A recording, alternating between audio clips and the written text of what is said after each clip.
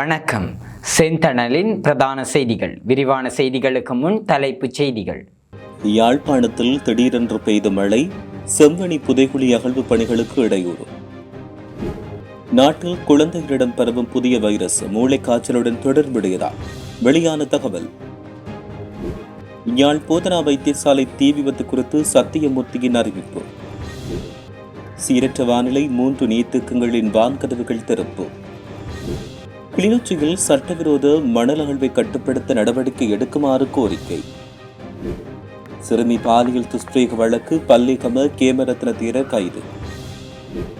ஆசிரியரின் மோட்டார் சைக்கிளை திருடி சிசிடிவியில் மாட்டிய திருடன். வவுனியாவில் இளம் குடும்ப சிறை கடத்தி தாக்குதல், காவல்துறையில் முறைப்பாடு. அம்பலாங்கொடையில் கத்திக்குத்து சம்பவம், ஒருவர் உயிரிழப்பு. மூதூரில் ஐஸ் போதைப்பொருளுடன் 2 கைது. கட்டுநாயக்கவில் அதிரடியாக கைது செய்யப்பட்ட நபர். இடியுடன் கூடிய கடும் மழை, விடுக்கப்பட்ட கடும் எச்சரிக்கை.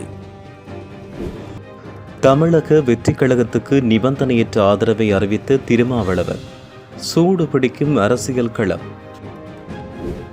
ஈரானுக்கு ஆயுத உதவி அமெரிக்கா விதித்துள்ள அதிரடி தடை. தொடர்வன விரிவான செய்திகள். யாழ்ப்பாணத்தில் வெள்ளிக்கிழமை திடீரென்று பெய்த மழை காரணமாக செம்மணி புதைக்குழி அகழ்வு பணிகள் இடைநிறுத்தப்பட்டுள்ளன.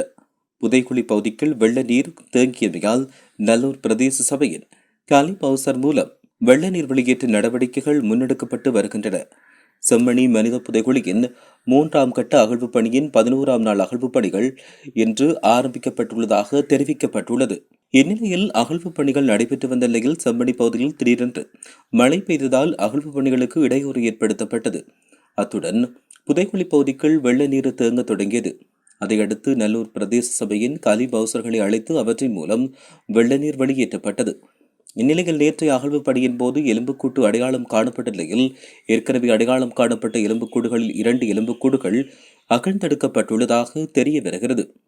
260 மனித எலும்புக்கூட்டு தொகுதிகள் அடையாளம் காணப்பட்ட நிலையில் அவற்றில் 256 மனித எலும்புக்கூட்டு தொகுதிகள் முழுமையாக அகழ்ந்தெடுக்கப்பட்டுள்ளதாக தெரிய வருகிறது.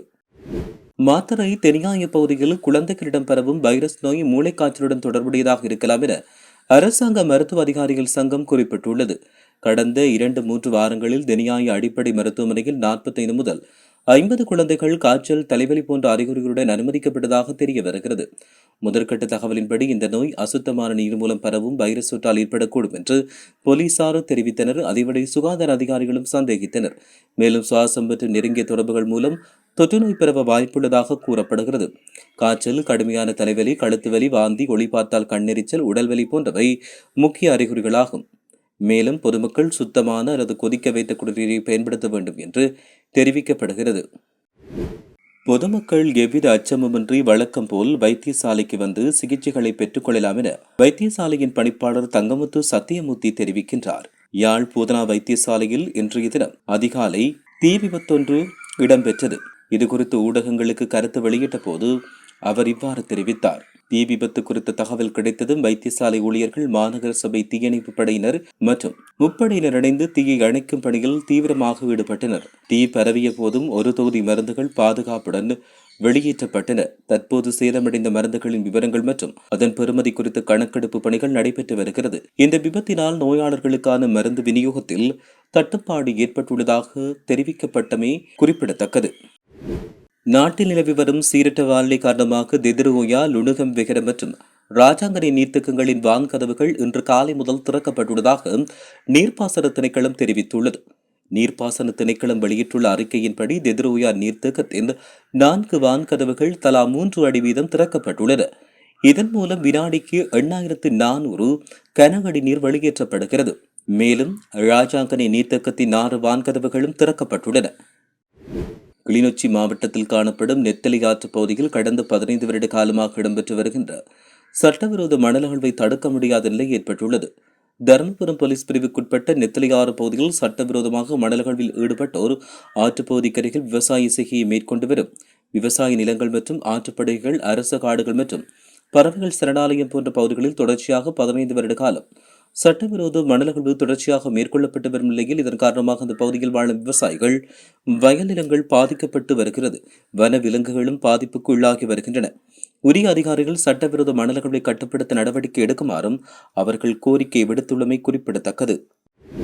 15 வயது சிறுமியொருவரை கடுமையான பாலியல் துஷ்பிரயோகத்துக்குட்படுத்திய சம்பவம் தொடர்பில் அட்டமஸ்தானாதிபதி பல்லைகம கேமரத்தின தேரர் கைது செய்யப்பட்டுள்ளார். அவர் தனியார் மருத்துவமனை ஒன்றில் அவசர சிகிச்சை பிரிவில் சிகிச்சை பெற்றுக் கொண்ட போதே கைது செய்யப்பட்டுள்ளார். சிறுமியொருவரை பாலியல் துஷ்பிரயோகம் செய்ததாக இந்த பிக்குவுக்கு எதிராக புகார் அளிக்கப்பட்டது. இது தொடர்பில் சிறுவர் பாதுகாப்பு அதிகார சபை நேற்று அனுராதபுரம் நீதிமன்றத்தில் வழக்கு தாக்கல் செய்தது. இதை விசாரித்த நீதிபதி மல்லேகம கேமரத்தினத்திற்கு எதிராக உடனடி கைது உத்தரவும் வெளிநாட்டு பெண தடையும் விதித்துள்ளார். சம்பவத்தில் சம்பந்தப்பட்டதாக 3 கைது செய்யப்பட்டனர். சிறுமியின் தாயும் இதில் உதவி செய்ததாக கைது செய்யப்பட்டு மே 15ஆம் தேதி வரையில் காவலில் வைக்கப்பட்டுள்ளார். வீட்டு வாசலில் நிறுத்தப்பட்டிருந்த மோட்டார் சைக்கிளை அலேக்காக திருடிச் சென்ற நபர் சிசிடிவி கேமராவில் சிக்கியுள்ளார். முல்லைத்தீவு வள்ளுவர்புரம் விசோமடு பகுதியில் ஆசிரியர் ஒருவரின் மோட்டார் சைக்கிள் நேற்றைய தினம் காலை திருடப்பட்டது. வாசலில் நிறுத்தி வைக்கப்பட்ட மோட்டார் சைக்கிளை அங்கு வந்த நபர் ஒருவர் பொறுமையாக காத்திருந்து திருடிச் சென்றார். வீட்டு வளாகத்தில் நிறுத்தி வைக்கப்பட்ட மோட்டார் சைக்கிளை அடையாளம் தெரியாத நபர் ஒருவர் திருடிச் செல்லும் காட்சி வீட்டில் பொருத்தப்பட்ட சிசிடிவி கேமராவில் பதிவாகியுள்ளது. சிசிடிவி பதிவை வைத்துக் கொண்டு புதுக்குடியிருப்பு போலீஸ் நிலையத்தில் உரியவர்களால் முறைப்பாடு பதிவு செய்யப்பட்டதோடு மேலதிக விசாரணைகளை போலீசார் மேற்கொண்டு வருவதாக தெரிவிக்கப்படுகின்றமை குறிப்பிடத்தக்கது. வவுனியாவில் இளம் குடும்பஸ்தர் ஒருவரை கடத்தி தாக்குதலுக்கு உட்படுத்தியதாக காவல்துறையில் முறைப்பாடொன்று பதிவு செய்யப்பட்டுள்ளது.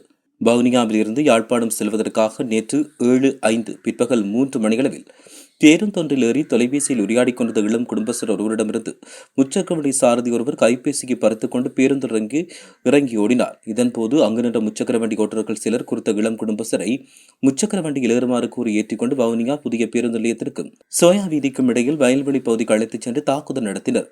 அதைத் தொடர்ந்து அவர்களால் எழுதப்பட்ட கடிதம் ஒன்றில் கையொப்பம் பெற்றதாகவும் தொலைபேசியில் இருந்த சில ஆவணங்களும் அளிக்கப்பட்டுள்ளதாகவும் அதன்பின் மாலை 6:30 பின்னர் தன்னை விடுவித்ததாகவும் பாதிக்கப்பட்டவர் தெரிவித்தார்.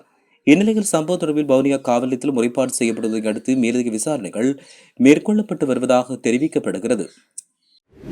அம்பலாங்கொடை போலீஸ் பிரிவுக்குட்பட்ட பகுதிகள் நேற்று மதியம் இடம்பெற்ற கத்திக்குத்து தாக்குதலில் ஒருவர் உயிரிழந்தார். உயிரிழந்தவர் பலப்பட்டிய பகுதியைச் சேர்ந்த 47 வயதுடையவர் என்று அடையாளம் காணப்பட்டுள்ளார். போலீஸ் ஆரம்ப விசாரணையின்படி உயிரிழந்த நபருக்கும் மற்றொருவருக்கும் இடையில் ஏற்பட்ட வாய் தர்க்க மோதலாக மாறியதில் சந்தேக நபர் கூர்மையான ஆயுதத்தால் தாக்கியதாக தெரிய வந்துள்ளது.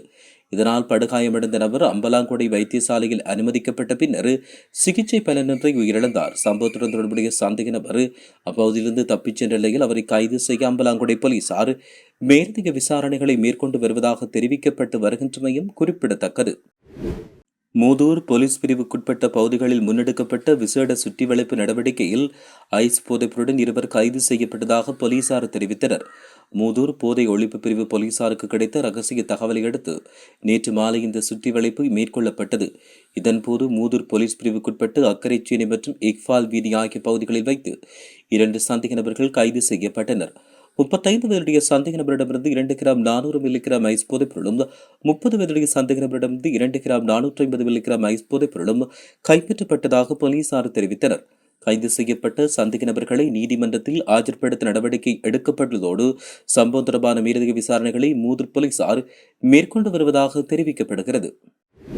இலங்கைக்குள் குஷ் போதைப்பொருளுடன் நுழைய முயன்ற நபர் ஒருவர் கட்டுநாயக்க விமான நிலையத்தில் வைத்து கைது செய்யப்பட்டுள்ளார். 50 லட்சத்துக்கும் அதிக பெறுமதி கொண்ட போதைப்பொருளுடன் அவர் விமான நிலையத்தில் வைத்து இன்று கைது செய்யப்பட்டுள்ளார். கைது செய்யப்பட்டவர் 37 வயதுடைய புறக்கோட்டை பகுதியைச் சேர்ந்தவர் என்று தெரிவிக்கப்பட்டுள்ளது. குறித்த சந்தேக நபர் தாய்லாந்தின் பேங்காக் நகரிலிருந்து இலங்கைக்கு வருகை தந்துள்ளதாக தெரிவிக்கப்படுகின்றமை குறிப்பிடத்தக்கது. மேற்கு சப்ரகமுவ மத்திய தெற்கு ஊவா வடமேற்கு வடக்கு வடமத்திய மாகாணங்களிலும் திருகோணமலை மாவட்டத்திலும் கடுமையான மின்னல் ஏற்பட வாய்ப்புள்ளதால் மஞ்சள் நிற எச்சரிக்கை விடுக்கப்பட்டுள்ளது. வளிமண்டலவியல் திணைக்களம் இன்று வெளியிட்ட அறிக்கையில் இந்த விடயம் தெரிவிக்கப்பட்டுள்ளது. இந்த எச்சரிக்கை இரவு 11:30 மணி வரை நடைமுறையில் இருக்கும் என்று தெரிவிக்கப்பட்டுள்ளது. பிற்பகல் 1 மணிக்கு மேல் மேற்கு சப்ரகமுவ மத்திய தெற்கு ஊவா வடமேற்கு வடக்கு மற்றும் வடமத்திய மாகாணங்களிலும் திருகோணமலை மாவட்டத்தின் சில இடங்களில் கடுமையான மின்னலுடன் கூடிய இடியுடன் கூடிய மழை பெய்யக்கூடும் என்று தெரிவிக்கப்பட்டுள்ளமையும் குறிப்பிடத்தக்கது. இனி சர்வதேச செய்திகள். விடுதலை சிறுத்தைகள் கட்சியின் தலைவர் திருமாவளவன் தமிழக வெற்றிக் கழகத்துக்கு நிபந்தனையற்ற ஆதரவை வழங்கியுள்ளதாக இந்திய ஊடகங்கள் செய்தி வெளியிட்டுள்ளன. விடுதலை சிறுத்தைகள் கட்சி தலைவர் திருமாவளவன் தங்கியுள்ள மீனம்பாக்கம் தனியார் விடுதிக்கு தமிழக வெற்றிக் கழகத்தின் நிர்வாகி ஆதவ் அர்ஜுனா வருகை தந்துள்ளதாக தெரிவிக்கப்பட்டுள்ளது. தமிழகத்தில் நடத்தப்பட்ட சட்டசபை தேர்தலில் தமிழக வெற்றிக் கழகம் 108 இடங்களில் வெற்றி பெற்றுள்ளது. இருப்பினும் அந்த கட்சிக்கு தனி பெரும்பான்மை கிடைக்காத நிலையில் காங்கிரஸ் கட்சி தமிழக வெற்றிக் கழகத்துக்கு ஆதரவு தெரிவித்தது. இதைத் தொடர்ந்து இந்திய கம்யூனிஸ்ட் மற்றும் மார்க்சிஸ்ட் கம்யூனிஸ்ட் ஆகிய கட்சிகளும் தமிழக வெற்றிக் கழகம் ஆட்சி அமைக்க ஆதரவு தெரிவித்துள்ளன. இதன் மூலம் தமிழக வெற்றிக் கழகம் 116 எம்எல்ஏக்கள் பலத்தை பெற்றுக் கொண்டுள்ளது. இருப்பினும் ஆட்சி அமைக்க இன்னும் 2 எம்எல்ஏக்கள் தேவை என்கின்ற நிலை காணப்படுகிறது. இது தொடர்பில் திருமாவளவன் தன்னுடைய நிலைப்பாட்டை மாலை 4 மணிக்கு அறிவிப்பதாக தெரிவித்தார். இந்நிலையில் திருமாவளவன் தங்கியுள்ள மீனம்பாக்கம் தனியார் விடுதிக்கு தமிழக வெற்றிக் கழக நிர்வாகி ஆதவ் அர்ஜுனா வந்துள்ளார். விசிக்கு ஆதரவு கடிதத்தை பெற்றுக்கொள்வதற்காக ஆதவ் அர்ஜுனா வந்திருக்கலாம் என இந்திய ஊடகங்கள் செய்தி வெளியிட்டுள்ளமை குறிப்பிடத்தக்கது. ஈரானின் ராணுவ நடவடிக்கைக்கு தேவையான ஆயுதங்கள் மற்றும் ஷாக்கெட் ட்ரோன்களை தயாரிப்பதற்கான மூலப்பொருட்களை பெறுவதற்கு உதவிய 10 தனிநபர்கள் மற்றும் நிறுவனங்கள் மீது அமெரிக்க திரைசேரி பொருளாதார தடைகளை விதித்துள்ளது. இந்த தடைகள் ஹாங்காங் மற்றும் சீனாவைச் சேர்ந்த சில நிறுவனங்களை இலக்கு வைத்து விதிக்கப்பட்டுள்ளது. அத்துடன் ஈரானின் இத்தகைய சட்டவிரோத வர்த்தக நடவடிக்கைகளுக்கு ஆதரவளிக்கும் விமான நிறுவனங்கள் உள்ளிட்ட எந்த ஒரு வெளிநாட்டு நிறுவனத்துக்கும் எதிராக நடவடிக்கை எடுக்க தயாராக உள்ளதாக அமெரிக்க திரைசேரி அறிவித்துள்ளது. இத்துடன் செய்திகள் நிறைவடைகின்றன. வணக்கம்.